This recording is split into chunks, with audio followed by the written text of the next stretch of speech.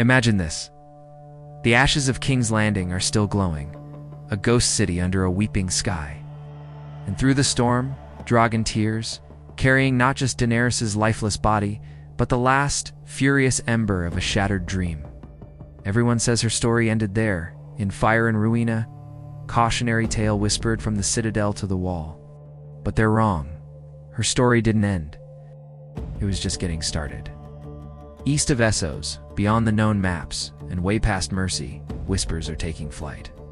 Fire priests and ancient Valyrian cults, hidden in shadowed temples, say that fire never truly dies, it only waits. And on a black obsidian altar, under a sky the color of a fresh wound, hundreds of candles suddenly gutter. In flare, as a chant begins to rise, ancient names rolling like distant thunder. High above, dragon circles once, twice, and then the wind goes silent. The flames from the altar lean inward, drawn by an unseen force.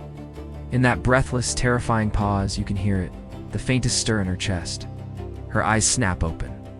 But this isn't the barefoot girl from Pentos, or the liberator of Merin.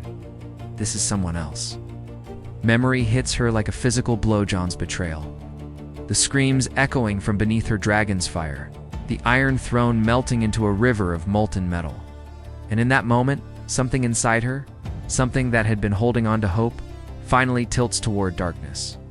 The word spreads like wildfire across Essos. The Dragon Queen lives. Exiles, broken legions, and forgotten Sellswords march to her banner, drawn to the promise of vengeance and glory. Red priests, their eyes blazing with fanaticism, proclaim her Azor, High Reborn, the savior promised in flame. And in the shadowed halls of forgotten cities, Valyrian adepts murmur of ancient prophecies, of crowns that choose their rulers, not the other way around. But with every step Daenerys takes, she walks a razor's edge.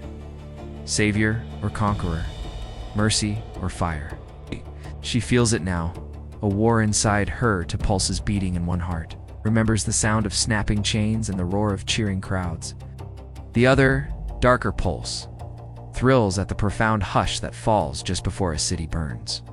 Dragon watches her, vast and patient, his ancient eyes seeming to weigh her very soul. The world itself seems to lean forward, listening for her next command. So, you have to ask yourself, if she truly rises again, who is it that returns? Is it the breaker of chains, a queen forged in grief and ash, who has learned the terrible cost of power and vows never again to let it consume her sense of justice? Or is it the last dragon finally unbound? A queen reborn in cinders who now believes that the only language tyrants and traitors will ever understand is flame. Armies are gathering like storm clouds on the horizon.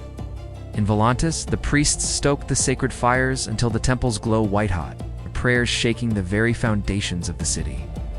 In the haunted ruins of Old Valyria, a hidden order speaks of the Crown of Cinders, a force of will older than kings, older than houses, older even than dragons, something that doesn't just crown a person, but wears them.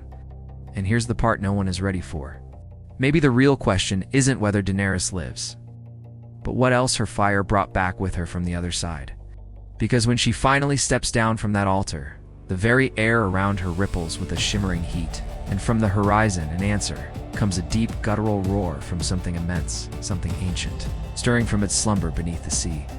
She lifts her gaze, savior in one eye, conqueror in the other, and the entire world holds its breath. No.